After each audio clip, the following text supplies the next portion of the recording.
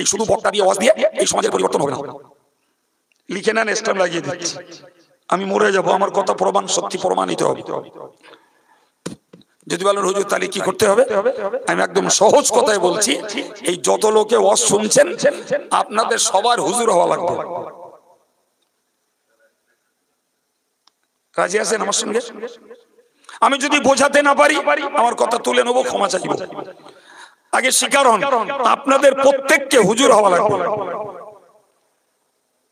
যদি প্রত্যেকেই হুজুর হতে পারেন তাহলে আমাদের সমাজ ব্যবস্থার কিছু ধর্মীয় উন্নতি আমরা হাতে নাতে দেখতে পাবো।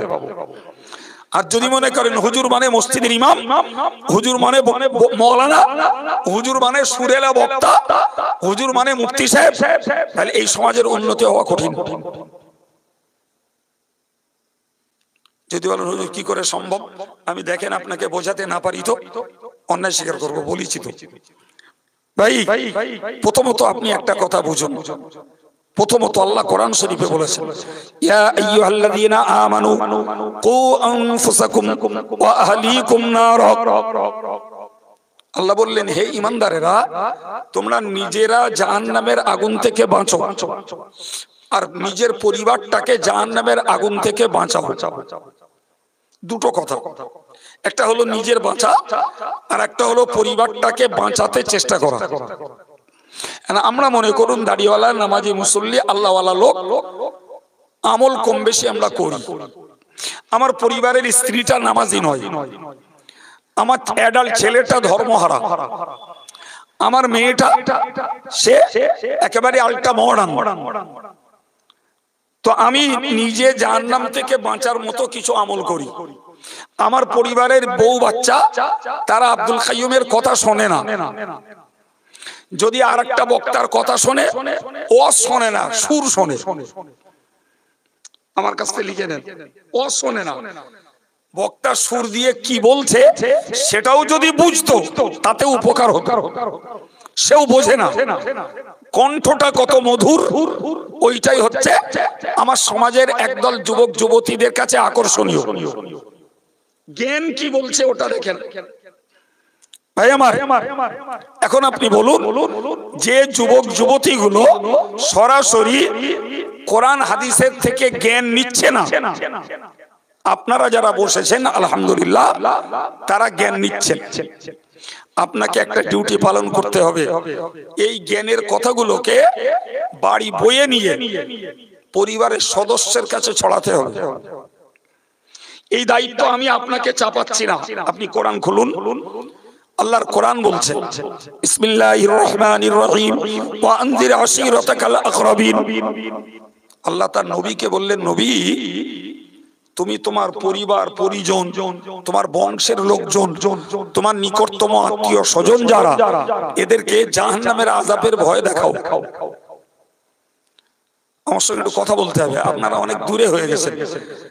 ওই চেয়ারে উঠলে আরো দূর লাগছিল, আমি নিচে এসে বসলাম তো অনেকটা দূর হয়েছেন, তো আপনাদের কথা বোঝাতে আমার কষ্ট হচ্ছে। জি ভাই, আমার এই শেষের কথাটা একটু মাথায় আরেকবার নেন। আল্লাহ তার নবীকে বললেন, নবী তোমার বংশের লোক, তোমার পরিবারের লোক, তোমার আত্মীয় স্বজন যারা, এদেরকে জাহান্নামের আযাবের ভয় দেখাও। কাকে দায়িত্ব দিয়েছেন? কথা বলে, জোরে বলে। আল্লাহ নবীকে দায়িত্ব দিলেন। তাহলে নবীর দায়িত্ব আল্লাহ আগে দেননি যে তুমি কুরাইশ বংশের সবাইকে কি অন্য গোত্রের লোকেদেরকে জাহান্নামের আযাবের ভয় দেখাও। আল্লাহ আগে দায়িত্ব দিয়েছেন তোমার বংশের লোক, তোমার পরিবারের লোক, তোমার আত্মীয় যারা, ওদেরকে তুমি কবরের আযাবের, জাহান্নামের আযাবের ভয় দেখাও। আচ্ছা বলেন তো, নবীর উপরে যদি এই দায়িত্ব চাপে তাহলে আমাদের উপরে ওই দায়িত্ব চাপাটা কোনো অস্বাভাবিক বলে মনে হয় না। আমার আল্লাহ আমার নবীকে বলেছিলেন, উমুর আহলাকা বিসসালাতি ওয়াসতাবির আলাইহা। আল্লাহ নবীকে বললেন, ওগো নবী তুমি তোমার পরিবারটাকে নামাজ পড়তে বলো। আল্লাহ নবীকে বললেন পরিবারটাকে নামাজ পড়তে বলো। নামাজ পড়তে কষ্ট হবে, ওয়াসতাবির আলাইহা, ধৈর্য ধরতে বলো। আর মনে রাখো, নামাজ পড়তে যদি সময় ব্যয় হয়, নামাজ পড়তে গেলে তোমার রোজগারে ঘাটতি হয়, নামাজ পড়তে গেলে যদি দোকানদারের খরিদ্দার দুটো কেটে যায়, তুমি মনে রাখো লা নাসআলুকা রিজকান, আমি আল্লাহ তোমাদের কাছে রিজিক চাই না, আমার রিজিক লাগে না, আমি খাই না, আমার দেহ নাই, বরং নাহনু নারযুকুক, বান্দা তোদের রিজিকটা আমি দেই। আর একটু জোরে বলে। তাহলে তোরা রোজগারে ঘাটতি হবে, খরিদ্দার কেটে যাবে, এই চিন্তা কেন করিস? তুই তো আমার রিজিক দিস না বান্দা, তোর রিজিক আমি দেই। এখানটাও দেখুন আল্লাহ তার নবীকে বললেন যে তোমার পরিবারটাকে নামাজ পড়তে বলো। বাবু, এই আল্লাহ তার নবীকে যে দায়িত্ব দিয়েছেন ওই অনুযায়ী বলতে পারা যায় আমাদের প্রত্যেকের দায়িত্ব আমরা আমাদের পরিবারটাকে জাহান্নামের আযাবের ভয় দেখাবো, কবরের আযাবের ভয় দেখাবো, দায়িত্ব আমাদের। আমার অ্যাডাল্ট ছেলে আর মেয়েটাকে, আমার স্ত্রীটাকে নামাজ পড়তে আমি আদেশ করব, এটাই কোরআনের ফর্মুলা। এবার বলেন, কোরআন যে বলেছে যে তুমি নিজে জাহান্নাম থেকে বাঁচো, পরিবারটাকে বাঁচাও, আর আপনার পরিবার বাঁচাতে আমি কি যেতে পারি? কথা বলেন। এবার বলেন, পরিবার যদি আমাদেরকে বাঁচাতে দায়িত্ব আল্লাহ দেন, তাহলে আমার কথাটা মেনে নেবেন কিনা যে হুজুর আমাদের সবার হওয়া লাগবে? বলেন বলেন বলেন। এই তো ভাই, কিন্তু আমরা তো লোকের উপরে নির্ভরশীল, আমরা তো বক্তার উপরে নির্ভরশীল, আমরা মুফতি সাহেবের উপরে নির্ভরশীল, আমরা পীর সাহেবের উপরে নির্ভরশীল, আমরা যত দামি বক্তা তাদের প্রতি তত আস্থাশীল। এতে হবে না বাবা, এগুলো শুধু চলছে ট্রেডিশন, গতানুগতিক ভাবধারা, এতে জাত সমাজের ধর্মীয় উন্নতি হবে না বাবা। আবার কোরআনের এই প্রমাণ অনুযায়ী আমাদেরকে মেনে নিতে হবে যে হুজুর আমাদের প্রত্যেকের হওয়া লাগবে। আপনি বলবেন হুজুর আমি পড়িনি, তা কি করে হুজুর হব? এই তো আপনার হুজুর বানিয়ে দিচ্ছি তো আমি। এই কথা বলে না, গেল হুজুর বানিয়ে দিচ্ছি না। এই যে জ্ঞানগুলো নিচ্ছেন, আরে বাবা জ্ঞান সঞ্চয়ের তিনটে পদ্ধতি, কটা বলেছি বলুন? জ্ঞান সংগ্রহের তিনটে পথ। নাম্বার 1 বই পড়া, আমরা ওই জায়গাটায় পারি না, পড়তে পারি না। নাম্বার 2 পড়ুয়া জ্ঞানী মানুষের কাছ থেকে শোনা, মাশাআল্লাহ সেই কাজটাই আমরা করছি। নাম্বার 3 কোন জ্ঞানী মানুষের সঙ্গ লাভ করা, সুবহানাল্লাহ বলে। এই তিনটে পথে জ্ঞান হয়। আবার একবার বলছি, কটা পথ? একটা হলো বই পড়া, তো আমরা ধরুন পড়তে পারি না, পড়ি না, পড়ার সময় নাই, পড়লে বুঝবো না, ফলে আমরা পড়ি না, ওটা বাদ। দ্বিতীয় পদ্ধতি হলো শুনে জ্ঞান লাভ করা। আল্লাহ শুকর, আমরা জ্ঞান লাভের জন্য এই মজলিসে শুনতে বসেছি। কি গো, আমি যেগুলো বলছি এগুলো কি আমার মাঠে চাষ করেছি নাকি? তাহলে আপনি পড়েননি, আমি বই পড়ে এসে আপনাকে শোনাচ্ছি, তার মানে বইয়ের জ্ঞান আপনার এই শুনবার ভিতর দিয়ে হচ্ছে। সুবহানাল্লাহ, ঠিক না ভুল? 3 নম্বর হলো আপনি পড়তে পারেননি, শুনতেও জাননি, একজন জ্ঞানী মানুষের সঙ্গ লাভ করেছেন, তার কাছাকাছি থেকেছেন, তার কাজ কাম চাল চলন আপনি সামনে থেকে দেখেছেন। লিখে নেন আমার কাছ থেকে, 2 বছর আপনি একজন ভালো জ্ঞানী মানুষের সঙ্গে উঠবোস করবেন, আপনার ভিতরে স্বাভাবিকভাবে জ্ঞান তৈরি হবে। বিশ্বাস হয়? হ্যাঁ, তো আমি 1 নম্বর আর 3 নম্বর দুটো বাদই দিলাম, যে আমরা বই পড়তেও পারি না, কারোর সঙ্গে সময় দেব এই সময়ও আমাদের নেই। কিন্তু মজলিসটায় বসে আমরা তো তাজা টাটকা পড়ার কিছু জ্ঞান শুনবার ভিতর দিয়ে লাভ করছি। সুবহানাল্লাহ, এইটাই আমি বাড়ি যেয়ে ওয়াজ করব, বউডারে বলবো দেখো আমি তোমার যত যত্ন করি আর যত ভক্তি করি, তুমি যদি নামাজ না পড়ো তোমার জাহান্নামে তুমি যাবা। আমি বলো যাবো না, বলো না। তুমি যদি বেপরদায় ঘোরো তোমার কবরের শাস্তি তোমার নিতে হবে। আমি তোমাকে এইটুকু বলে দায় সেরে যাব যে তুমি পর্দা করো, নামাজ কালাম পড়ো। ছেলেটাকে ডেকে পরিষ্কার বলবো, দেখ বাবা, খাইয়ে দাইয়ে মানুষ করেছি, লেখাপড়া শিখিয়েছি, জ্ঞান বুঝ হয়েছে, এখন নিজের ধর্ম নিজে পালন কর, নিজে আল্লাহকে ডাক, চাষবাস ব্যবসা বাণিজ্য হাতের কাজ যেভাবে রোজগার হয় কর। তবে যদি ধর্ম না করিস তুই আল্লাহর কাছে ধরা খাবি, তোর জন্য আমি জাহান্নামে যেতে পারবো না। মেয়েটাকে বলবো পরিষ্কার ডেকে, লজ্জা নয় শরম নয়, মেয়েটাকে বলবো দেখ মা, তোরে লেখাপড়া শিখিয়েছি এবং তোরে সেবা যত্ন যা দেওয়ার দিয়েছি, তুই নিজের পর্দা, নিজের শালীনতা, নিজের ভাষা সংযমিতা তুই রক্ষা কর, নামাজ কালাম পড়, কোরআন পড়, তোর জান্নাতে তুই যাবি। তুই যদি জাহান্নামে যাস তোর জন্য আমি দায়ী না। আমার চ্যালেঞ্জ, একটা স্বামী যদি স্ত্রীকে এভাবে বলে, একটা বাপ যদি ছেলে মেয়েকে এভাবে বলে, আজকে তারা উপেক্ষা করবে, কালকে বাপ মরে যাবে, স্বামী মরে যাবে, সুরসুর করে ধার্মিক হবে। গোটা সমাজ ব্যবস্থায় আমরা ওই হুজুরদের উপরে নির্ভরশীল। আমরা দোয়া লোকেদের করাতে জানি, নিজেরা করতে শিখিনি। পয়সা দিলে ছাড়বো, সব ক্ষেত্রে হয় বাবা, দোয়া লোকের দিয়ে করাবো। আরে বাবা, তুমি নিজে যোগ্য হও, তোমার বাপের দোয়া, তোমার মুর্দাদের দোয়া, তোমার শ্বশুর শাশুড়ি দাদা দাদির দোয়া কোন হুজুর দিয়ে করাবে? সে তো ভাড়াটিয়া হুজুর, সে করবে পয়সার বিনিময়ে, আর তুমি করবে তোমার মনের টানে। তার জন্য যোগ্যতা জোগাড় করা লাগবে। হাফেজ হতে হবে না, মৌলানা হতে হবে না, মুহাদ্দিস হতে হবে না, মুফতি হতে হবে না, আপনি ন্যূনতম ইসলামী দোয়া কালাম গুলো শিখুন, ওইটুকু পড়ে আল্লাহর কাছে হাত তুলে বলুন, আল্লাহ তুমি আমার আব্বাকে মাফ করে দাও, আল্লাহ আমি 10 বার সুবহানাল্লাহ পড়েছি, এর সওয়াবটা আমার আব্বার রুহে বকশিশ করে দাও। আমরা এ পাঠশালায় পড়তে রাজি না, আমরা টাকা খরচ করে লোকেদের দোয়া করাবো, নিজেরা করব এই সৎ সাহসটা আমাদের হয়নি। রাগ করছেন আমার কথায়? হ্যাঁ, আমার দাওয়াত করতে হবে না বাবা। আমার সমাজের ছেলেরা, আমার ভাইরা, এরা যোগ্য হোক, এরা স্বাবলম্বী হোক, আমার দাওয়াত কমে যাক। খুশি হব যে 10টা লোককে বলে অন্তত তার নিজের ধর্ম, নিজের দোয়া, নিজের বাপ মার জন্য সবরেসানি তাকে করতে উৎসাহিত করেছে। ওতে যা সওয়াব পাবো, দাওয়াতে সে সওয়াব পাবো না। সম্মানিত ভাইরা আমার, আমি আপনাকে বলবো, একটা দলিল দিয়েছি যে হুজুর নিজের হওয়া লাগবে। আল্লাহই বলেছেন, বান্দা তুমি নিজে বাঁচো আর পরিবারটাকে বাঁচাতে চেষ্টা করো। সেই পরিবারের বাঁচানোর পদ্ধতি আপনাকে বললাম। প্রিয় নবী বলেছেন, বাল্লিগু আন্নী ওয়ালাউ আয়া।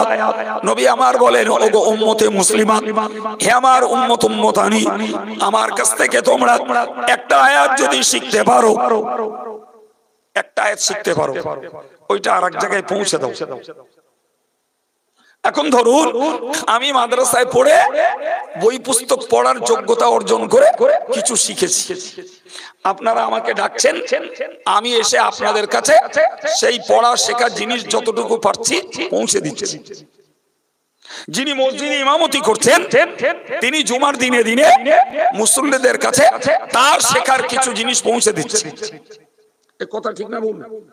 যিনি শিক্ষকতা করছেন মাদ্রাসায়, তিনি যা শিখেছেন তার ছাত্র ছাত্রীদের কাছে তিনি পৌঁছে দিচ্ছেন। একজন পীর সাহেব, যিনি খাঁটি পীর, তিনি তার দরবারে বসে বসে তার কাছে যে সমস্ত মুরিদ মুতাকিদ ভক্তরা যাচ্ছে তাদের কাছে কিছু হেদায়েতের বাণী, কিছু আমলের বাণী পৌঁছে দিচ্ছেন। হ্যাঁ না বলেন? আর আপনি দেখছেন আমি ইমাম নই, আমি বক্তা নই, আমি পীর সাহেব নই, আমি টিচার নই, তাহলে আমি কোথায় পৌঁছাবো? সম্মানিত ভাইরা আমার, আপনার জন্য পাঠশালা হলো আপনার পরিবারটাই। আপনাকে কোথাও যেতে হবে না, আপনার পরিবারটাই আপনি পৌঁছে দেন। ওতেই হাদিস আমল করা হবে, ওতেই আপনি সওয়াব পাবেন। উদাহরণস্বরূপ একটা কথা বুঝুন ভাই, মনে করুন এই মুহররম মাস ধরে নেন, মসজিদে গেলেন, তো মসজিদে মুহররম মাসের আগের জুমায় ইমাম সাহেব ওয়াজ করতে যেয়ে বললেন যে আগামী মঙ্গলবার আশুরার দিন, এরকম বলে দেয় না বাবা জি। তো আশুরার বড় ইবাদত হলো রোজা রাখা। তো আপনারা হয় সোম মঙ্গল দুটো রোজা রাখুন, না হলে মঙ্গল বুধ দুটো রোজা রাখুন। আর আপনি মুসল্লি কথাটা শুনে এসে বাড়ি এসে আপনার পরিবারকে, আপনার স্ত্রীকে বললেন, ভাই আপনি কাজের মানুষ, ব্যস্ত মানুষ, আপনি ভুলে গেছেন, রোজাও রাখা হয়নি আর আশুরার দিনের কথা অত মাথায় নেই। তো মঙ্গলবার দিন বাড়ি এসে স্ত্রীকে জিজ্ঞেস করছেন, দুপুরবেলা খাওয়া দাওয়া হয়েছে? তা বলছে না, আমি রোজা আছি। তো হচ্ছে কেন? তো হচ্ছে তুমি তো বললে ইমাম সাহেব বলেছে মঙ্গলবার আশুরার দিন রোজা রাখতে। তো আচ্ছা আচ্ছা আচ্ছা, এরকমটা ঘটে না একটু বলবেন? হ্যাঁ, দেখুন কেমন ব্যাপারটা। আপনি মসজিদে ইমাম সাহেবের কাছ থেকে কথাটা শুনে আপনার স্ত্রীকে এসে বললেন, আপনার আমল করা হয়নি, আপনার খেয়ালেও নেই, কিন্তু আপনার বিবি সেই কথাটা শুনে আমল করছে। আপনি জানেন ওই স্ত্রী লোকটা রোজা রেখেছে, উনি যতটা সওয়াব পাবেন, আপনি যে কথাটা মসজিদ থেকে বয়ে বাড়ি পর্যন্ত এনে দিয়েছেন, আপনাকেও আল্লাহ ততটা পরিমাণ সওয়াব দেবে। এবার বলেন, আপনার হুজুর হওয়ার দরকার আছে না নাই? কি বলছেন, আছে না? জি, আমি আগে একটা আয়াত দিয়ে প্রমাণ দিলাম, নিজে বাঁচতে হবে, বাড়ির লোকগুলোরে বাঁচাতে হবে। বাড়ির লোকের বাঁচাতে গেলে তাদেরকে ওয়াজ নসিহত আমাদেরকে করা লাগবে। বাপ, যদি একটা আয়াত শিখি আর সেটা যদি আমার আমল করতে হয়, তাহলে আমি মসজিদের মেম্বার পাবো না, মঞ্চ পাবো না, আমি স্কুলের চেয়ার পাবো না, আমি পাবো আমার পরিবারটাকে। ওই পরিবারের যারা আছে ওদেরকেই বলবো। সম্মানিত ভাইরা আমার, ভালো করে মনে রাখুন, আল্লাহ পাক কোরআন শরীফে বলেছেন, স্পষ্টত আল্লাহ কোরআনে জানিয়েছেন, আল্লাতী তাখাফুনা নুশুযাহুন্না ফাইযুহুন্না। আল্লাহ বললেন, তোমরা যারা তোমাদের বিবিদের অবাধ্যতার ভয় করো, আবার বলছি, তোমরা যারা তোমাদের বিবিদের অবাধ্যতার ভয় করো, তার মানে সহজ বাংলায় যে বোর কথা বললি নেবে না, বোর নামাজ পড়তে বললি পড়বে না, বোর পর্দা করতে বললি করবে না, বউটাকে যদি বলি গাল দিস না তো শুনবে না, বউটারে যদি বলি একটু আস্তে করে কথা বল, গলার আওয়াজ বাইরে যাচ্ছে, তাও চেঁচানি দিয়ে গলা কাটা, নাড়ি কাটা, তার গলার আওয়াজ কমনি। তাহলে কি প্রমাণ হলো যে এই যে কথাগুলো, নামাজ পড়া, পর্দা করা, গাল না দেওয়া, চেঁচিয়ে কথা না বলা, এগুলো সব শরীয়তের কথা, কোরআন হাদিসের কথা। আমি দিব্যু বুঝতে পারছি, আমার স্ত্রীকে আমি বললি নেবে না, আমার মেয়ের বললেও নেবে না, আমার ছেলেটাকে তার জন্য যেটা দরকার সেটা বললেও নেবে না। আল্লাহ বললেন, তোমার যদি ভয় লাগে যে তোমার স্ত্রী তোমার কথা নেবে না, তাহলে তুমি এক কাজ করো, প্রথম কাজ ফাইযুহুন্না, তোমরা প্রত্যেকেই স্ত্রীদেরকে ওয়াজ করো। সুবহানাল্লাহ হবে, আর একটু জোরে হবে। এবার বলেন, হুজুর আমি আপনাদেরকে বানাচ্ছি না আল্লাহ বানিয়ে দিয়েছেন? সুবহানাল্লাহ। আমরা জানি না বলে মনে হচ্ছে যে আপনি তো বলছেন আমাদের হুজুর হতি, কিন্তু আমরা হব কেমনে? সহজে হতে পারবেন। আল্লাহ বলছেন ফাইযুহুন্না, তোমরা তোমাদের স্ত্রীদেরকে নসিহত করো। ওয়াজ মানে উপদেশ, নসিহত মানে উপদেশ। তোমরা তোমাদের স্ত্রীদেরকে নসিহত করো। জি, প্রথম কথা। নাম্বার 2, আল্লাহ পাক ফের বললেন আল্লাহ, ফাইযুহুন্না ওয়াহজুরুহুন্না ফিল মাদাজি।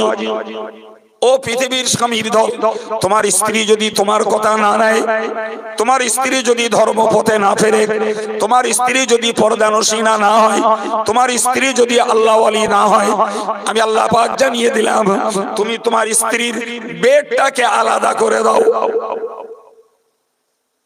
এই ফর্মুলা আমার তৈরি না বাপ। কোরআন শরীফের 5 পারার 3 রুকুতে আল্লাহ পাক এই ফর্মুলা দিয়েছেন আমাদের জন্য, মৌলানাদের জন্য নয়, হাফেজ ইমাম মুফতি মুহাদ্দিসদের জন্য নয়, এক কথায় সকল ইমানদার পুরুষ স্বামীদের জন্য আল্লাহর দেওয়া ফর্মুলা। তুমি তোমার বিবিদেরকে প্রথম ওয়াজ করো, ওয়াজ যদি না নেয় বেড আলাদা করে দাও। আল্লাহ বলছেন আমি বলি নাই। পরিষ্কার বলো যে তুই যখন আমার কথা শুনবি না, নামাজ যখন পড়বি না, পর্দায় চলবি না, তা তোকে আমি তালাক দেবো না, তোকে নিয়ে ঘর করব। তবে তুই আলাদা থাক, আমি আলাদা থাকবো, তোর সঙ্গে আমার সম্পর্ক নেই। ভাই, করোনার সময় সরকার কি বলল বলেন দিন? করোনার সময় সরকার বলিল সোশ্যাল ডিস্টেন্স বজায় রাখো। এই মনে পড়ছে কথা আপনাদের? দেখেননি ব্যাংকে যে গোল গোল জায়গা করে দিল, এখানে একজন দাঁড়াও, ওই ওখানে একটা গোল, ওখানে একজন দাঁড়াও। রেশনের দোকানে গেও এরকম করা ছিল না? কারণ এদের বক্তব্য ছিল কোন মানুষ যদি হাঁচি দেয় তো 6 ফুট যায় ওই হাঁচির গতি। হাঁচির ভেতর দিয়ে থুতু বা নাকের সেলেসা বার হলে ওই জীবাণু আর একজনের দেহে যেয়ে ছড়াতে পারে। তোমরা 6 ফুট অন্তর দাঁড়াও, মাল কিনতে যাও তাই। ভাই সোশ্যাল ডিস্টেন্স বজায় রাখতে যে নাপতিগুলোর পেটেও লাথি মারলে, বলে চুল কাটা হবে না। কেননা ও যখন চুল কাটতে যাবে তখন নাপতির নাক আর ওই চুল যে কাটছে তার মুখ একদম সামনাসামনি, এর নিঃশ্বাস ওর যাবে, ওর করোনা হবে। আমার তখন মনে হচ্ছিল যে সোশ্যাল ডিস্টেন্স বজায় রাখছে করোনার জীবাণু যাতে না ছড়ায়। এ নাই হলো বাইরের লোকে কোর্টে যেয়ে, স্কুলে যেয়ে, স্কুল তো বন্ধ, জি রেশনের দোকানে যে, ব্যাংকে যেয়ে না, এগুলো হলো। তো বাড়ি কি করবে? নিজে খাটে, বউডার গইলি, ছেলেটার রান্নাঘরে, মেয়েটার খাবার ঘরে, নাকি? এটা কিছু বলেন? তা না তো এক জায়গায় হলি তো বোর করোনা হলি স্বামীর হয়ে যাবে, আবার ছেলেটার হলি বাপের হতে পারে। আপনি হাসতেছেন আর আমি বাস্তব কথা বলছি, রিয়েলি। আমরা গা গ্রামের মানুষ, আল্লাহ ভরসার মানুষ, অত ভয় ডর আমরা করিনি, সত্যিকারের কথা। কিন্তু জানেন আধুনিক এবং অর্থশালী শিক্ষিত তারা ওই সিস্টেমেই চলেছে। বউ এক জায়গায়, ছেলে এক জায়গায়, মেয়ে এক জায়গায়।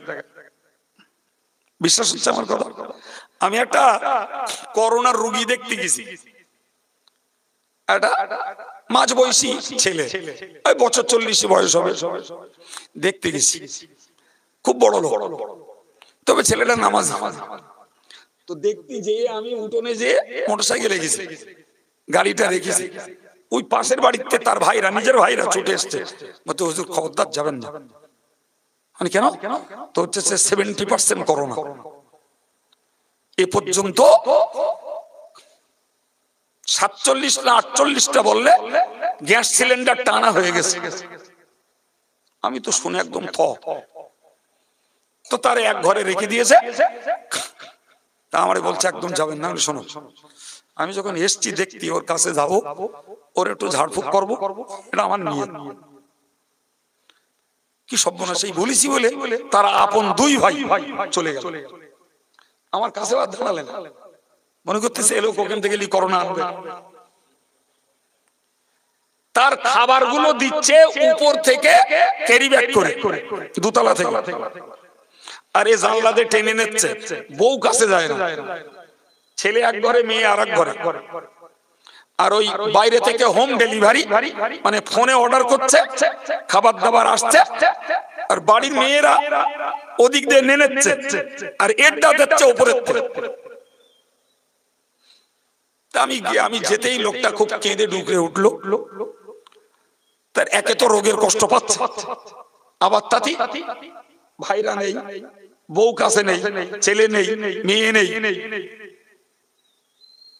তা আমি গিয়ে বসলাম, মিনিট 15 তার সঙ্গে কথাবার্তা বললাম, যা একটু দোয়া কালাম জানি কিছু পড়ে দিলাম। সারানোর মালিক আল্লাহ, কিন্তু আমি যে তার কাছে গেছি, তাকে একটু ঝাড়ফুঁক করেছি, তার মনটা একটু তৃপ্তি হয়েছে।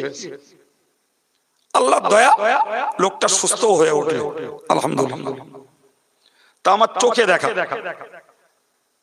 দেখা, আমি যেহেতু ওই লোকটার কাছ থেকে ঘুরে এসেছি, তার বাড়ির লোক আমার সঙ্গে আর কেউ দেখাও করে। তার মানে আমি করোনায় গেছি।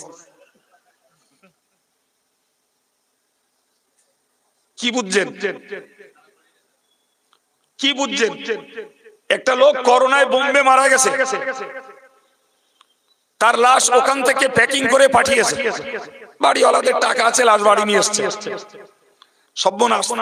সেইখানে গেছি আমি, আমার ছোট ভাই, আর ওর নিজের একটা ভাই, আর ওর বাপ। এই চারজন মিলে তারে গোসল দিয়ে জানাজা পড়ে কবর দিচ্ছে। খোদ মসজিদের ইমামও আসেনি। তাই আমি বললাম ওর পিছনে নামাজ হবে না, ওরা বাদ দেওয়ার ইমান নেই।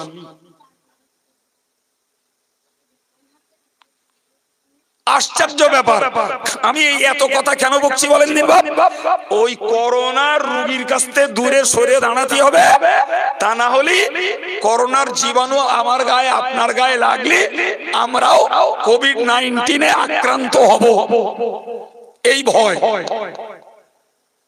আমার বক্তব্য, আমার আল্লাহ বললেন বান্দা, তোর বউ যদি নামাজ না পড়ে, তোর বউ যদি পর্দা না করে, তোর বউ যদি গলার আওয়াজ খাটো না করে, তোর বউ যদি চেল্লা বেল্লা বন্ধ না করে, সংযত না হয়, বেড আলাদা করে দে। তোর এই প্রেসারে সে যদি হেদায়েত হয়, মরণের হাতে বাঁচবি না, করোনায় মরবি নাই, ডেঙ্গুতে নাই, ডায়রিয়ায়, কিন্তু জাহান্নাম থেকে বাঁচার তোর রাস্তা নাই।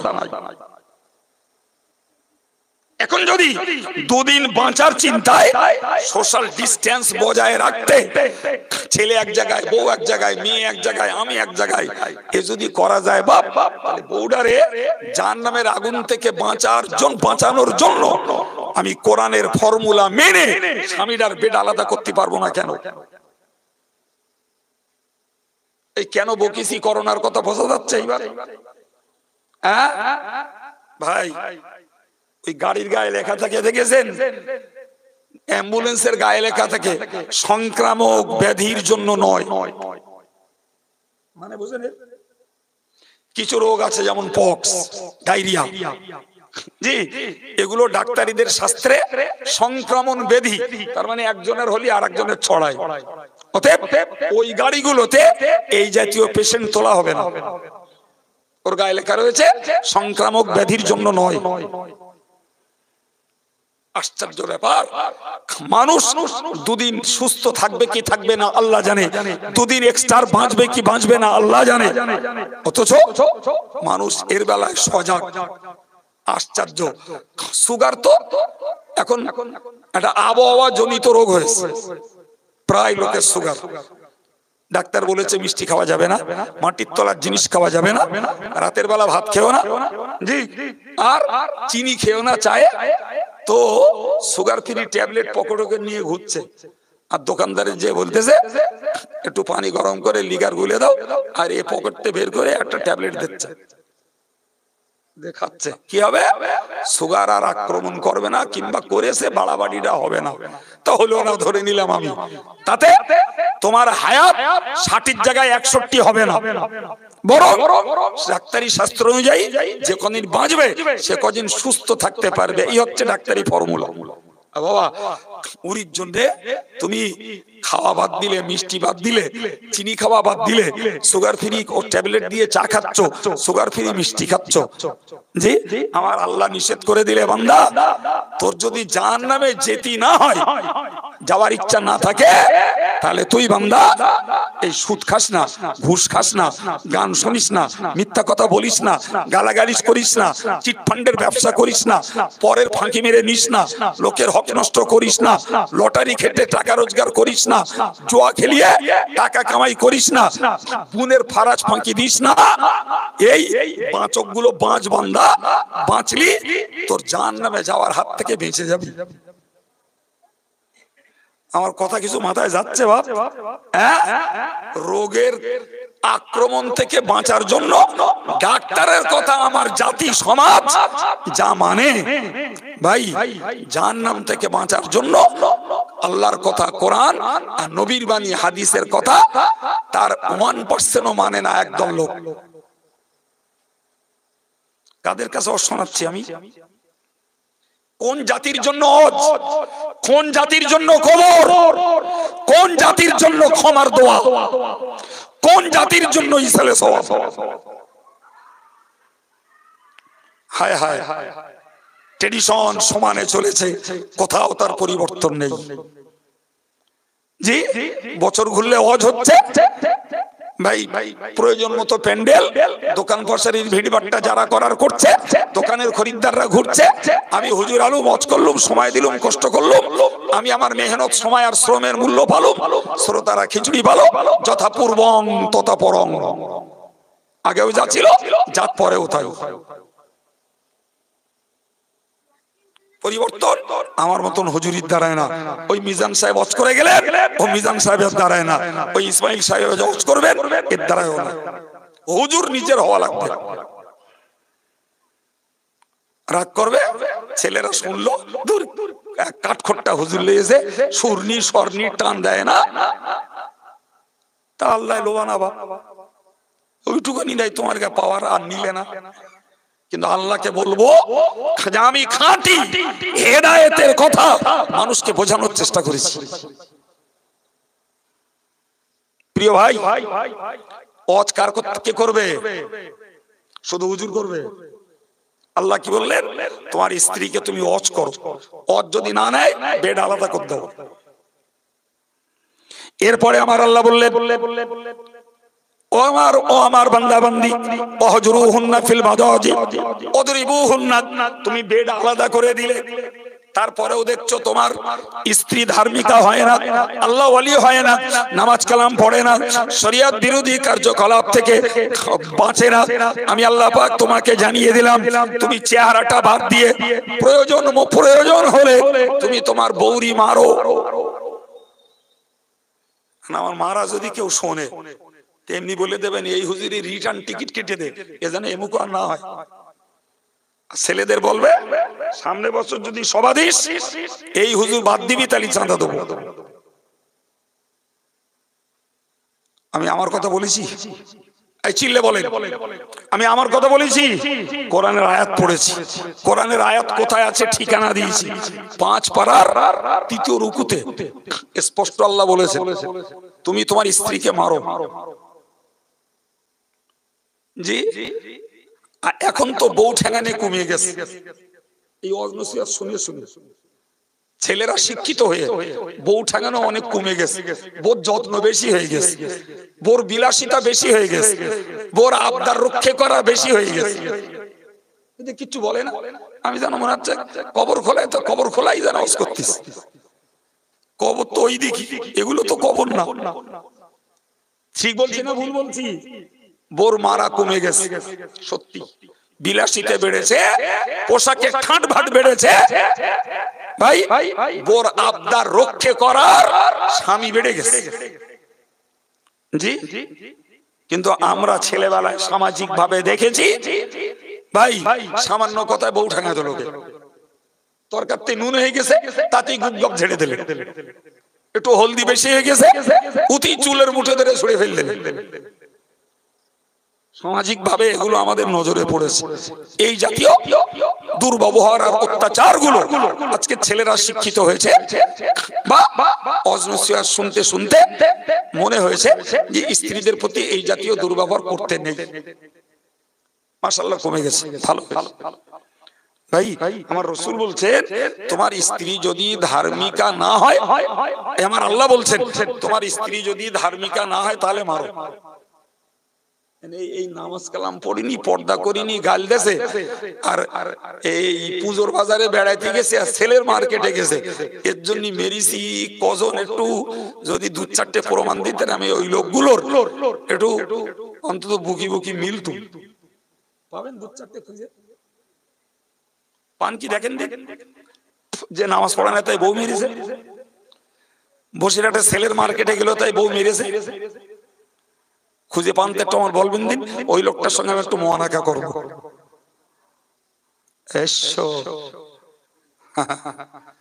তাই বোঝা যাচ্ছে কোরআনের কথা থেকেও বোর কথার দাম বেশি, আল্লাহর ভয়ের তুলনায় বোর ভয় বেশি। হায় রে হায়, আমরা কেমনে নিজেরা কবরের আযাব থেকে বাঁচবো আর কেমনে পরিবারটাকে বাঁচাবো। আমার আল্লাহ বললেন বান্দা, আমার আল্লাহ বললেন ফাইন আতানাকুম ফালা তাবগু আলাইহিন্না সাবিলা। ও বান্দা তোমরা মনে রাখো, যদি তোমার স্ত্রী তোমার কথা মেনে নেয়, তোমার কথার আনুগত্য স্বীকার করে, খবরদার ওই স্ত্রীর প্রতি অত্যাচার করার আর কোনো অধিকার তোমার নাই। আলহামদুলিল্লাহ বলেন, আর একটু জোরে বলেন। ভাই এরা কারা একটু ভাবতে হবে, এরা কারা? আরে যে আমার স্ত্রী সেই তো আমার বাচ্চার মা, নাকি অন্য কেউ? কথা বলছেন না কেন? আমার যে স্ত্রী সেই তো আমার ছেলে মেয়ের মা। জি, তাহলে আমার স্ত্রী যদি আমার কাছে মার খেয়ে ধার্মিকা হয়, তাহলে আমার স্ত্রী জাহান্নাম থেকে বাঁচলো। আমার ছেলে মেয়ের বুঝতে হবে আমার আব্বার কড়া শাসনে আমার মা জাহান্নাম থেকে বাঁচলো। যদি মনে হয় জাহান্নামে যায় যাগ্গে যা, তাহলে আর জীবন সঙ্গিনী বলে লাভ কি? তাহলে আর অর্ধাঙ্গিনী বলে লাভটা কি? আমরা ভাবি না কো নারী সমাজ মানে, নারী মানে মা, নারী মানে স্ত্রী, নারী মানে মেয়ে, নারী মানে বোন, নারী মানে ভাগ্নি, নারী মানে ভাইজি।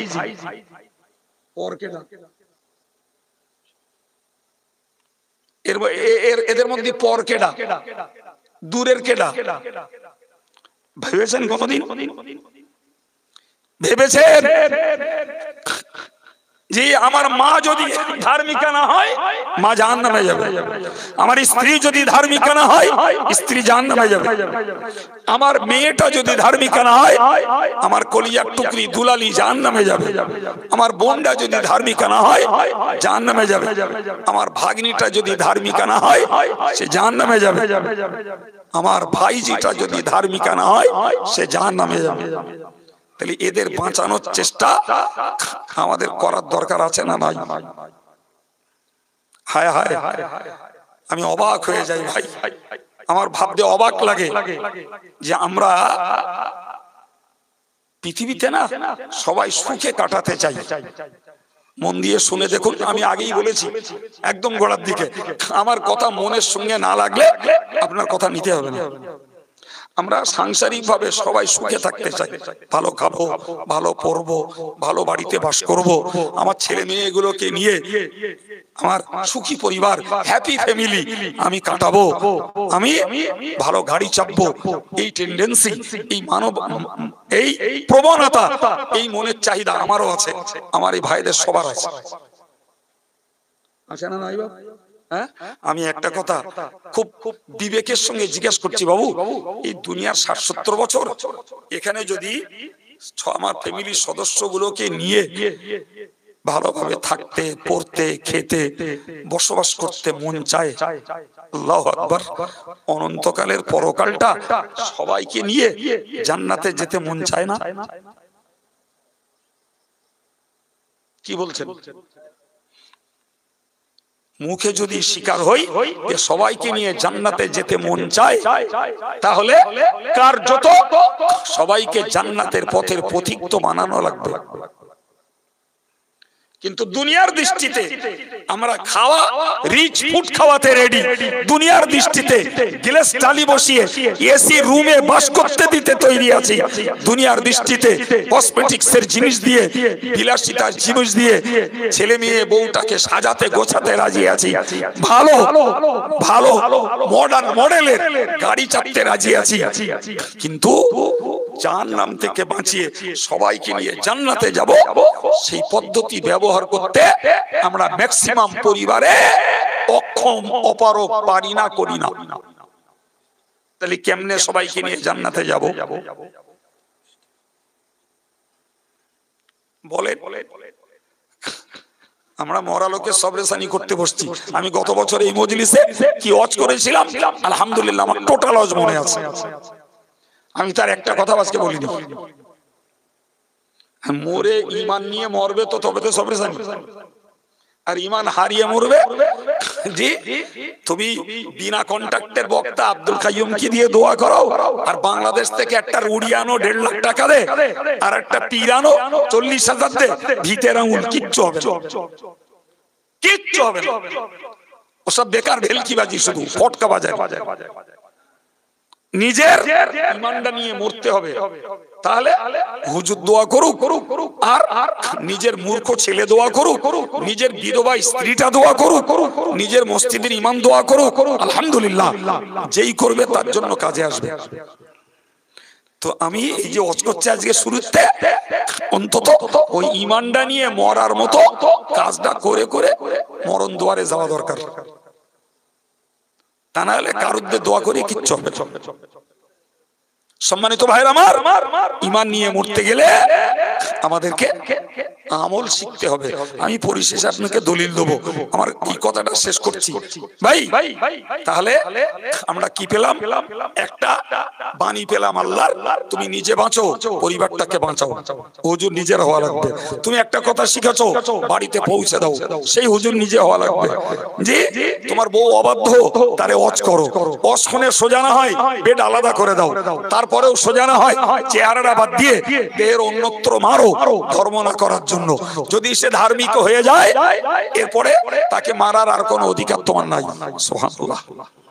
জি তাহলে ওয়াজ সেই শামিল করা লাগবে। আর একটা বলছি, আমার আল্লাহ পাকের নবী বলেছেন, মুরু আওলাদাকুম বিসসালাতি ওয়া হুম আবনাউ 7 সিনিন ওয়াদরিবুহুম আলাইহা ওয়া হুম আবনাউ 10 সিনিন।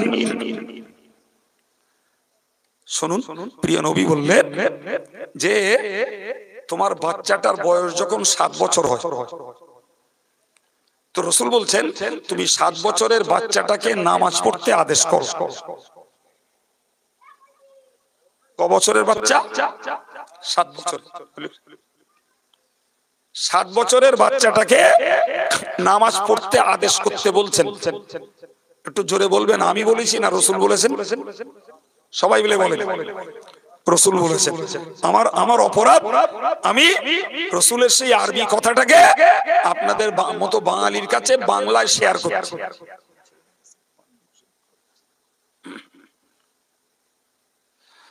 সম্মানিত ভাইরা আমার, তাহলে রাসূল বলছেন 7 বছরের বাচ্চাটাকে নামাজ পড়তে আদেশ করো। আল্লাহু আকবার। আপনি বলবেন হুজুর 7 বছরের বাচ্চা পেশাব করতেও জানে না। আমিও আপনার সঙ্গে একমত, সত্যি পেশাব করতে জানে না, ঠিকই। আচ্ছা, যে বাচ্চাগুলোকে 4 বছর বয়স থেকে কেজি স্কুলে পড়াতে দিচ্ছে, তার মা পেচ্ছাপ করাচ্ছে, মা পায়খানা করাচ্ছে, মা তারে জামা পরিয়ে দিচ্ছে, মা তারে প্যান্ট পরিয়ে দিচ্ছে, মা তারে গালে তুলে খাবার দিচ্ছে, টিফিন বক্স করে খাবার দিয়ে গাড়িতে তুলে দিচ্ছে। 10:30টায় গাড়ি আসবে, 10:30টার আগে মা রাস্তার ধারে ছেলে রিসিভ করার জন্য দাঁড়িয়ে থাকছে। এসব কথাগুলো ভুলেই গে। তোমার ছেলে লেখাপড়া শিখবে, জি গোল্ডেন এ প্লাসে পাস করবে, তোমার ছেলে চাকরি করবে, তোমারে দুধে ভাতে খাওয়াবে, আর তোমার ছেলে তার হ্যাপি লাইফ স্টাইল নিয়ে চলবে। ক বছর? 60 বছর। এরপরে তোমার ছেলে ধর্ম করবে না, জাহান্নামে যাবে। তুমি কত মুরদের বাপ আর মা তোমার ওই বাচ্চাটারে জাহান্নাম থেকে রক্ষা করবা? জবাব আমার দিতে হবে না। আব্দুল কাইয়ুম ব্রেন অপারেশন করে দিচ্ছে, বাড়ি যেয়ে ভাবুন। তাহলে 60 বছরের সুখী জীবনের জন্য ছেলেটাকে উন্নত লেখাপড়া শেখাবার জন্য তুমি ব্যবস্থা নিলে, এই ধরনের ব্যবস্থা। তোমার ছেলেটা কোরআন পড়ে না, তোমার ছেলেটা পাক না পাকি জানে না, উযু গোসল শিখানি, তোমার ছেলেটা দৈনিক জীবনের নবীর সুন্নতটা শিখিনি, দৈনিক জীবনের দোয়া কালামগুলো তোমার ছেলেটা শিখিনি, তোমার ছেলেটা নামাজ পড়তে জানে না, তোমার ছেলেটা ইসলামী শিষ্টাচারিতা, ইসলামী আদব শিখিনি, তার জন্য তুমি বাপ মা কি দায়িত্ব পালন করেছো? বলেন বলেন। রাসূল তো 7 বছরের বাচ্চাটারে নামাজ পড়তে বলেছেন, জি, আর আমরা বলছি 7 বছরের বাচ্চা পেশাব করতেও জানে না, ঠিকই জানে না। তো পেশাব করতে জানে না যখন, তখন যদি তারে মিশনারি স্কুলে পড়ানো যায়, তাকে যদি কেজি স্কুলে পড়ানো যায়, তাকে যদি ইংলিশ মিডিয়ামে পড়ানো যায়, তাহলে ওই বাচ্চাটাকে কোরআন পড়ানোর জন্য ইসলামের প্রাইমারি স্টেজের শিক্ষাটুকু দেওয়ার জন্য কি দায়িত্ব পালন করলে? এটা দুনিয়া, তাই না? এটা নগদে পাওয়া যায়, আর আখিরাতেরটা ধারে, তাই? এই তো মুসলমানের বিশ্বাস, দুনিয়াটা নগদ আর আখিরাতেরটা কি বলছেন? ধারে তো। জি, কোরআন পড়লি সব হবে, নামাজ পড়লি সব হবে, রোজা রাখলি সব হবে, সুন্নত পালন করলি সব হবে, দোয়া কালাম পড়লি সব হবে। জি, সব হলি কবরে আযাব হবে না, জাহান্নামের আযাব হবে না, জান্নাতে যাওয়া যাবে, সব ফিউচারে, সব ভবিষ্যতে। বাদ দিন, নাউজুবিল্লাহ। জি, এখন ভালো লেখাপড়া শেখ, পাস করবি, মাইনরিটির টাকা পাবি, ওদিকে কন্যাশ্রী, এদিকে রূপশ্রী, কত টাকার খেলা। জি, আবার টিউশনি করতে পারবি, পয়সা রোজগার হবে, চাকরি পালি তো কপাল খুলে যাবে, সুন্দর বাড়ি, ডিশ টিভি, জি, আর একটা সুন্দরী গৃহিণী, নগদ। এই তো মুসলমানের ইমানের জোর। সুতরাং পয়সা ঢালো এর পিছনে।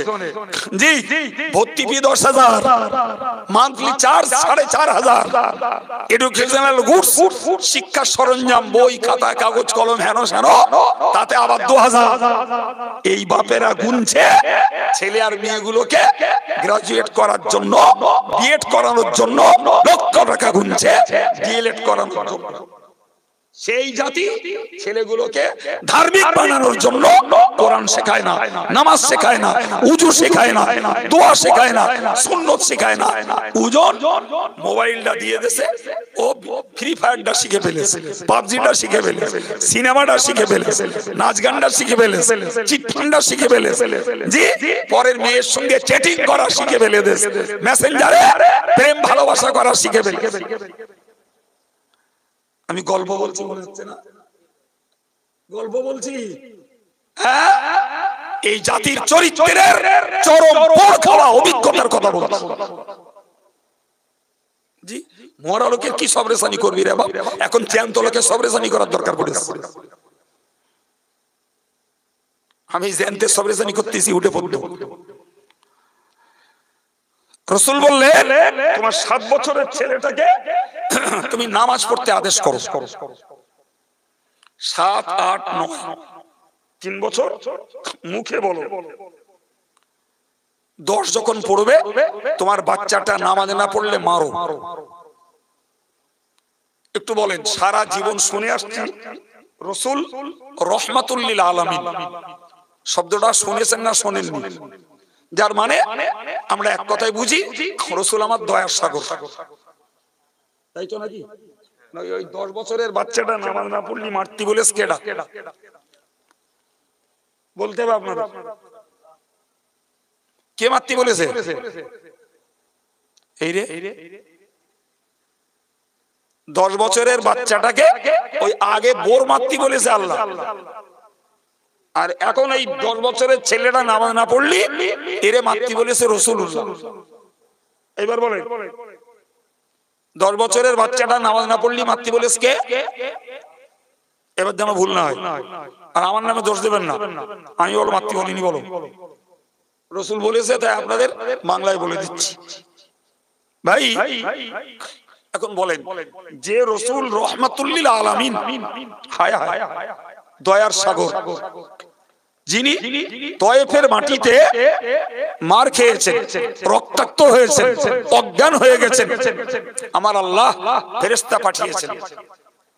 ফেরেশতা এসে বললেন, নবী হে, আপনি চাইলে ওই পাহাড় তুলে তয়েফবাসীর উপরে চাপিয়ে দেওয়া হোক, তয়েফবাসী পাহাড়ের নিচে ধ্বংস হয়ে যাবে। অথবা আপনি চাইলে তয়েফবাসী গোটা এলাকাটা তুলে নিয়ে পানিতে ডুবিয়ে দেওয়া হবে। আমার প্রিয় নবী আল্লাহর কাছে বললেন, আল্লাহুম্মা হাদি কওমি ফাইন্নাহুম লা ইয়ালামুন। হে আল্লাহ, এরা অবুঝ, এরা জানে না, এরা অজ্ঞ, এরা মূর্খ। আল্লাহ, এরা আমাকে চিনে না। আল্লাহ, এরা তোমাকে চিনে না, তাই আমার প্রতি দুর্ব্যবহার করেছে। আল্লাহ, তুমি ওদের হেদায়েত দাও, ওরা বেঁচে থাকে। এরা আজকের যদি হেদায়েত নাও হয়, এদের আওলাদেরা একদিন হেদায়েত হবে। সুবহানাল্লাহ, একটু জোরে হবে না? জি, আজকে যান আপনি তয়েফে, চোখ দাঁড়িয়ে যাবে। যে তয়েফবাসীর ধ্বংস চাচ্ছিলেন, দিচ্ছিলেন খোদ আল্লাহ, আমার নবী নেননি। সে তয়েফ আজকে আরবের সবথেকে উর্বর এলাকা।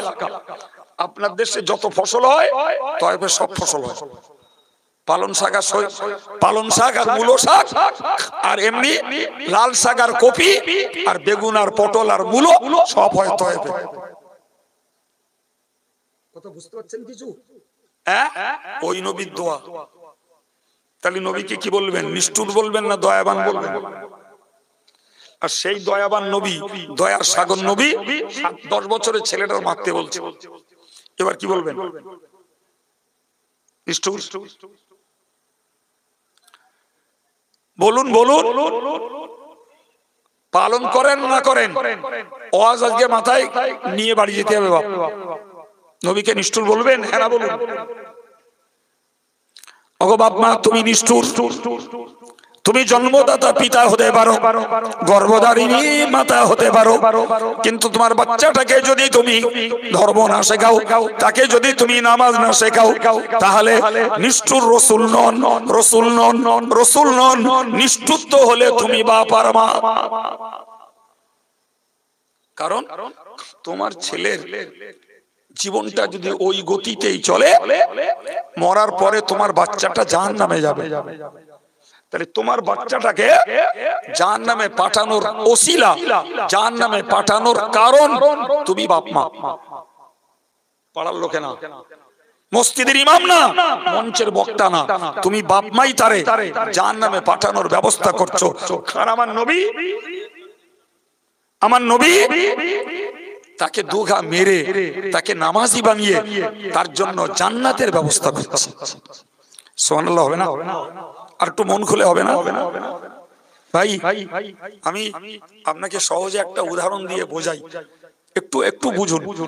আমার ওয়াজ করতে খুব কষ্ট হচ্ছে, তারপরেও আমি আমার সময়ের খিদমতটুকু আপনাদের করতে চাচ্ছি। জি ভাই, এই ঘড়িটা আমার। তা আমি ঘড়িটা আমার স্নেহভাজন মাওলানা ওলিউল্লাহর কাছে দিলাম। বললাম, বাবা এই ঘড়িটা একটু আমানত রাখো। তো ওলিউল্লাহ রাখলো। 1 বছর পরে আমি চাচ্ছি, ওলিউল্লাহ আমার সেই ঘড়িটা দাও। তো ওলিউল্লাহ ঘড়িটা দিল। দেখছি ডায়াল ভাঙা, কেস ভাঙা, চেনটা কাটা, ঘড়ি বন্ধ। ব্যাটারির ঘড়ি, ব্যাটারি ডাউন হয়ে গেছে, ঘড়ি বন্ধ হবে। বলি, তোমারে দিলাম একটা অক্ষত ঘড়ি, চলমান ঘড়ি, তো ব্যাটারি নেই, তার জন্য যদি ঘড়ি বন্ধ হয় সে নিয়ে কোনো আপত্তি নয়, কিন্তু ঘড়ি দিলাম ভালো, তুমি ডায়াল ভাঙা, কেস ভাঙা, চেন ছাড়া দিচ্ছ কেন? তো বললো, হুজুর ওই আসে দিলুম, নেন নেন না নেন। কথাটা বোঝা গেল? অলির এলাকাতে আমার প্রচুর লোক পরিচিত আছে, আমি তাদের কাছে ব্যাপারটা বিচার দিলাম। বিচারকরা অলিকেও ডাকলো, আমারে ডাকলো, ডেকে বললো, অলি তোমার কাছে কি হুজুর একটা ভালো অক্ষত ঘড়ি দিছিল? অলি বললো, হ্যাঁ। তো ব্যাটারি নেই, তার জন্য বন্ধ হয়েছে, ঠিক আছে, কিন্তু ভাঙা ঘড়ি তুমি দিচ্ছ কেন? অলি আর কথা বলে না। তো বিচারকরা বিচার করে দিল, বললো তোমার নতুন ঘড়ি কিনে দেওয়া লাগবে। তো অলি গেল বসিরহাটে ঘড়ি কিনতি, আর এই ফাঁকে বিচারকরা আমার বলছে, ভাই কি হুজুর এক কাজ করেন, আপনার ঘড়িটা তো পুরাতন, তো অলি কিনে আনছে, আনুক, আপনি 50% পয়সা দেন। তা আমি দেখলাম এদের বিচারের ব্যালেন্স আছে, এরা পক্ষপাতিত্ব করিনি, ঠিক বিচার করছে। তা আমি অর্ধেকটা পয়সা অলিকে দিয়ে দিলাম। পুরাতন ঘড়িটা আমি আর ফেরত পেতে পারি না, অলি ওরে লোহার কাছে সানাসুনি বিক্রি করুক গিয়ে, ওতে আর আমার দাবি করা চলবে না। এখন বলুন তো, অলির অপরাধটা কি? কোন অপরাধের দায়ে এই ঘড়ি কিনতে তার 50% পয়সা গেল? অপরাধ একটাই, সে আমানাতের জিনিস খেয়ানাত করেছে। গচ্ছিত দ্রব্যে সে ক্ষতি করেছে, ফলে তাকে খেসারত দিতে হবে। সম্মানিত ভাইরা আমার, নিশ্চিত করে মনে রাখুন, গোটা পৃথিবীর সন্তানগুলো হলো বাপ মায়ের কাছে আমানত। মালিক আমরা কেউ নই, সন্তান আমারও আছে, আপনারও আছে, মালিক কেউ নই আমরা। আল্লাহ দিয়েছেন আমানত স্বরূপ সেবা দেওয়ার জন্য। তার সম্পদ যতদিন ইচ্ছা আমাদের কাছে রাখবেন, যখন ইচ্ছা তিনি আবার নিয়ে নেবেন, বলার কিছু নাই।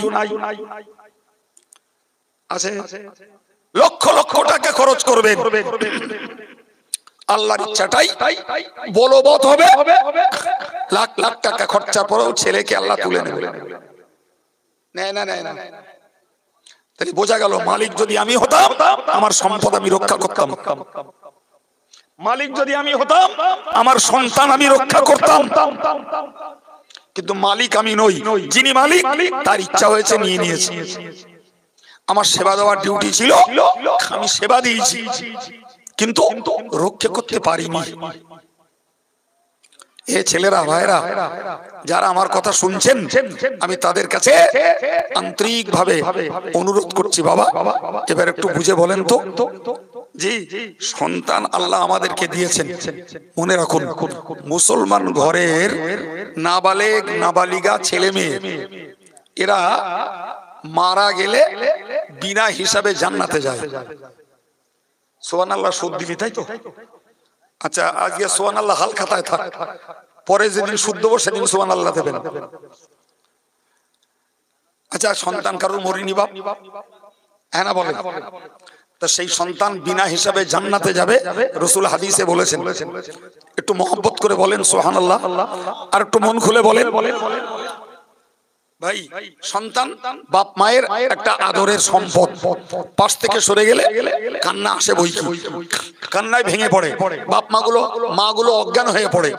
বাপ হয়তো একটু শক্ত ধৈর্য ধরে, কিন্তু জানেন ওই সন্তান নাবালেগ পিরিয়ডে মারা গেছে, বিনা হিসাবে জান্নাতে যাবে। ও আপনার দোয়া করাও লাগবে না, খতম পড়াও লাগবে না, সবরেসানি করাও লাগবে না। আপনার নাবালেগ বাচ্চা মারা গেছে, বিনা হিসাবে জান্নাত।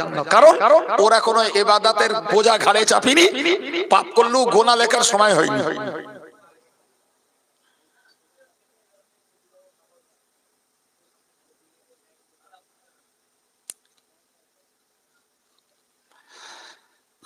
প্রিয় ভাইরা আমার, তাহলে কি প্রমাণ হলো বলুন দিন? আল্লাহ নবী বলেছেন, কুল্লু মাউলুদিন ইউলাদু আলাল ফিতরা ফাআবাওয়াহু ইউহাওয়িদানিহি আও ইউনাসসিরানিহি আও ইউমাজ্জিসানিহি। প্রিয় নবী বললেন, প্রত্যেকটা সন্তান ইসলামী যোগ্যতা নিয়ে জন্মায়। সুবহানাল্লাহ, সব সন্তান ইসলামী যোগ্যতা আল্লাহ দিয়ে পাঠায়। আল্লাহ পাকের হাবিব বললেন, ফাআবাওয়াহু ইউহাওয়িদানিহি, বাপ মা তাকে ইহুদি বানায়, আও ইউনাসসিরানিহি, বাপ মা তাকে খ্রিস্টান বানায়, আও ইউমাজ্জিসানিহি, বাপ মাই তাকে আগুন পূজারি বানায়। মুসলমানের কথাটা হাদিসের ইবারাতে কোটেশনে বলা নাই, তিন ধর্মের কথা বলা আছে। বাপ মা সন্তানকে ইহুদি বানায়, বাপ মা সন্তানকে খ্রিস্টান বানায়, বাপ মা সন্তানকে আগুন পূজারি বানায়। কেন? বাপ মার ধর্ম আচরণের অনুসরণ করে ছেলেও ধর্ম আচরণ করে। তাহলে অঙ্ক অনুযায়ী বলা যায়, বাপ মা নামাজি হলে ছেলে পিলে নামাজি হবে, এটা স্বাভাবিক নিয়ম। যদি না হয় সেটা দুর্ভাগ্য এবং ব্যতিক্রম। বাপ যদি বিড়ি খায়, ছেলে বিড়ি কিনতে কিনতে একদিন টানবে, এটা সাধারণ নিয়ম। যদি না টানে তাহলে বলতে হবে ও ছেলেটা স্পেশাল ভাবে সুবোধ ভালো ছেলে, তাই বাপের বিড়িও টানিনি। বাপ যদি তাস খেলে, ছেলে খেলবে। মা যদি গাল দেয়, মেয়ে গাল দেবে। মা যদি মাজায় কাপড় বেঁধে ঝগড়া করে, মেয়েও হাঁটুর উপরে কাপড় তুলে ঝগড়া বাঁধাবে। ওটা সিস্টেম। এখন বলেন, যদি বাপ মার দোষে সন্তান ইহুদি হয়, বাপ মার দোষে যদি সন্তান খ্রিস্টান হয়, বাপ মার দোষে যদি সন্তান আগুন পূজারী হয়, তাহলে আজকের যুগের সন্তানগুলো যারা অধার্মিক, যারা বেনামাজি, যারা ইসলাম বিরোধী চরিত্রে তাদের জীবনটাকে কলুষিত করছে, নিঃসন্দেহে এর একটা অংশের দায় বাপ মার উপরে বর্তায়। এখন বলুন, ওই ছেলে তওবা করলো না, ভালো হলো না, ওই ছেলে সংশোধন হলো না, ওই অবস্থায় মারা গেল, ঠিকানা কোথায়? বলেন বলেন, জাহান্নাম। এবার একটু বুঝুন, এবার একটু বুঝুন, আল্লাহ সন্তানগুলোকে দিলেন জান্নাতের উপযুক্ত সন্তান, সুবহানাল্লাহ। আর আমরা আমাদের দোষে তাদেরকে জাহান্নামের উপযুক্ত করে প্যাকেজ করে পাঠিয়ে দিলাম। তাহলে আমানতটা আল্লাহ, আল্লাহ দিলেন জান্নাতের উপযুক্ত, আর আমরা বানিয়ে দিলাম জাহান্নামের। খেসারাত আমাদের দিতে হবে না? হবে না? আর কবে বুঝবো? আজরাইলের সঙ্গে দেখা হলি, না প্যারালাইজ হয়ে পড়ে থাকলি, না ক্যান্সার ধরলি, বুঝবো কবে? বাড়ি যেয়ে ভাবুন, বাড়ি যেয়ে ভাবুন আপনার ধর্মীয় চরিত্র কি, আপনার পরিবারের চরিত্র কি, দুটো মেলান, মিলিয়ে বুঝুন। যদি অলিউল্লাহ সুন্দর ঘড়ি দিয়ে ক্ষত ঘড়ি দিলে তাকে যদি খেসারত দিতে হয়, আল্লাহ জান্নাতের যোগ্য বাচ্চা দিলেন, আর আমরা জাহান্নামের যোগ্য করে পাঠিয়ে দিলাম। দাড়ি রেখে নামাজ পড়ে তসবিহ পড়েও সেদিন কিয়ামতের দিন খেসারত দিতে হবে না? হবে না? বুঝলে? সবরেসানি মরা লোকের আগে করার আগে নিজের সব নিজে কামাই করে মরতে পারবো। প্রিয় ভাইরা আমার, আমি বলতেছিলাম যে হুজুর নিজেদের হতে হবে। এখন বলুন, বাচ্চাটাকে নামাজ পড়তে বলতে হবে কার? কে বলবে? তাহলে হুজুর হতে হবে না? হবে না? 9 বছর পেরিয়ে 10-এ পড়েছে, 10, 11, 12, 13, 14, 5 বছর নামাজ না পড়লে তাকে মারো, খাওয়া বন্ধ করো। ও স্কুলে ক্লাস 9-এ পড়বে, ও জোহরের নামাজ স্কুলে কাজা হবে, বাড়ি এসে আগে কাজা নামাজ পড়বে, তারপর ভাত খাবে। লিখে রাখেন আমার কথা, ও আগে কাজা পড়বে, তারপর ভাত খাবে। দরকার বাপ মায়ের গাইডনেস, বাপ মার পাহারাদারি, বাপ মার তদারকি। শুধু হুজুর ডেকে ওয়াজ দিয়ে সোজা হবে না বাপ, হুজুর নিজেদের বাড়ি বাড়ি হওয়া লাগবে। 14 বছর পর্যন্ত যদি 5 বছর ওই ছেলেটাকে খাবার বন্ধ করা হয়, তাকে যদি মারা হয়, সে যদি ধার্মিকা হয়ে যায়, তার দুনিয়ার জীবন ভাগ্যে যেটা রয়েছে, সে চাষ করবে না চাকরি করবে, সে ব্যবসা করবে না মজদুরি খাজবে, সে সেলাই করবে না ভ্যান টানবে, হালাল রুজি আল্লাহ তার জন্য রেখেছেন। সে যদি ইচ্ছা করে হারামে যায়, তার দোষ, কিন্তু হালাল রুজির রাস্তা তার জন্য রাখা আছে। হে বাবাজি রে, আমার ভাইরা আমার, ওই ছেলেটি 15 বছর বয়স যেই পড়বে, ও 1 ওয়াক্ত নামাজ কাজা করলে ওকে 2,88,00,000 বৎসর জাহান্নামে জ্বলতে হবে।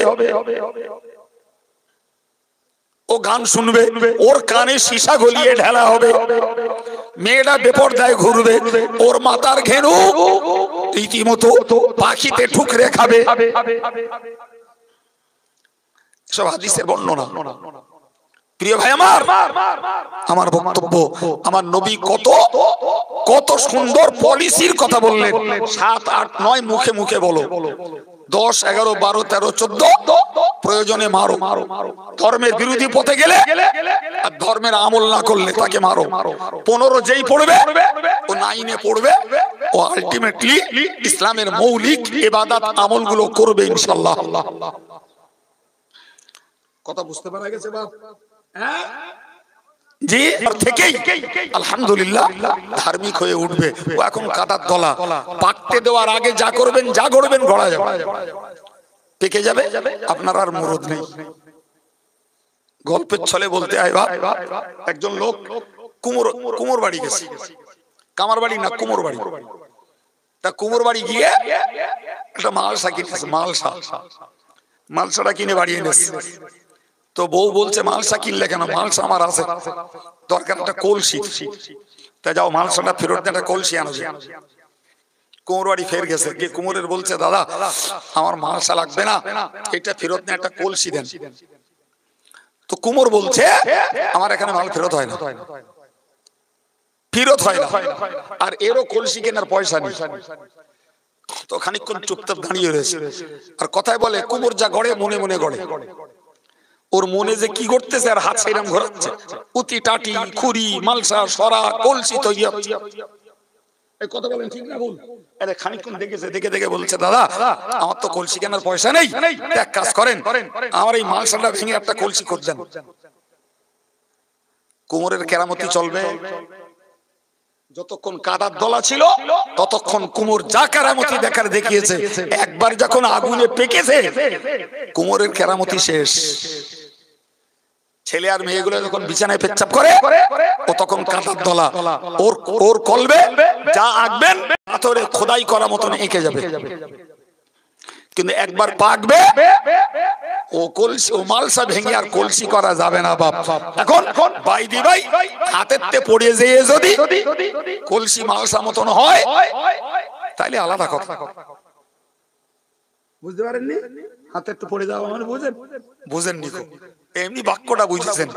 হাতেতে পড়ে যাওয়া মানে ভাই কঠিন কোন রোগ হলো, মরার হাতে ফিরে এলো, তখন যদি আল্লাহ বিল্লাহ করে। আমি এরম জন্তু দেখেছি, এরম জন্তু দেখেছি। আমি 40 বছর বয়স, বেতওয়া করিনি, ধর নামাজ কালাম কিচ্ছু পড়ে না। আমি একদিন হাসতে হাসতে বললাম, আমার থেকে বয়স একটু বড় ছিল, আমি বললাম ভাই এই বয়স হয়ে যাচ্ছে, বিয়ে থাওয়া করো, নামাজ কালাম পড়ো। সে এমন কপাল পুড়িয়েছে, এমন একটা উত্তর দিলে আমি একদম নিজে পাথরের মতন হয়ে গেছি। বদমাইশ বলছে জীবনে একবার আল্লাহ বলেছি, আর বলবো কিনা সন্দেহ আছে। আমি একদম পাথরের মতন হয়ে গেছি। রাগটা সামলে নে বললুম, হাসতে হাসতে আমু ছেড়ে দিলুম। বললো আল্লাহ যদি চায় তোমার বলার সময় দেবে না, তার আগে সেবড়ে দেবে। কথা হয়ে আজকে বেলা 11টার দিকে। আজকে দিন গেছে, রাত গেছে, কালকে দিন গেছে, রাত এসছে। টাকি রোডের ধারে বাড়ি, কোথায় বলবো না, বললি গোনা হবে। জি ভাই, তো ইলেকট্রিক অফ, নিচে নেমেছে বাতাস খাবার জন্য। এক 407 আলা ওরে নিয়ে এক ডালের সঙ্গে ছিটিয়ে দিয়েছে, দে দিব্যু আবার সে চালিয়ে বেরিয়ে গেছে। মনে হবে না আজরাইল চালাচ্ছিল। হয়ে গেল। বহুত চেষ্টা করলো, তার বাড়ির লোকেরা আমার দিয়ে একটু জানাজা পড়ে। না, অত বড় বেঈমানের জানাজা কায়েম সাহেব পড়বে না, তাই তুমি আমার যাই করো করো। কিছু বুঝতে পারছেন আমার কথা? আমার বাস্তব জীবনের জানা কথা একদম। আল্লাহর খেলা বলার সময় হয় না। সম্মানিত ভাইরা আমার, আমি আপনাদেরকে শুরু থেকে সমাজ গঠনের জন্য নিজেদের দায়িত্ব পালনের উপরে, নিজের ব্যক্তিগত ভাষা নয়, বাস্তবের নিরিখে কোরআন হাদিস দ্বারা আপনাদেরকে কিছু শোনাবার চেষ্টা করেছি। জি, আমি আমার বক্তব্য ছাড়বো, সময় শেষ। পরের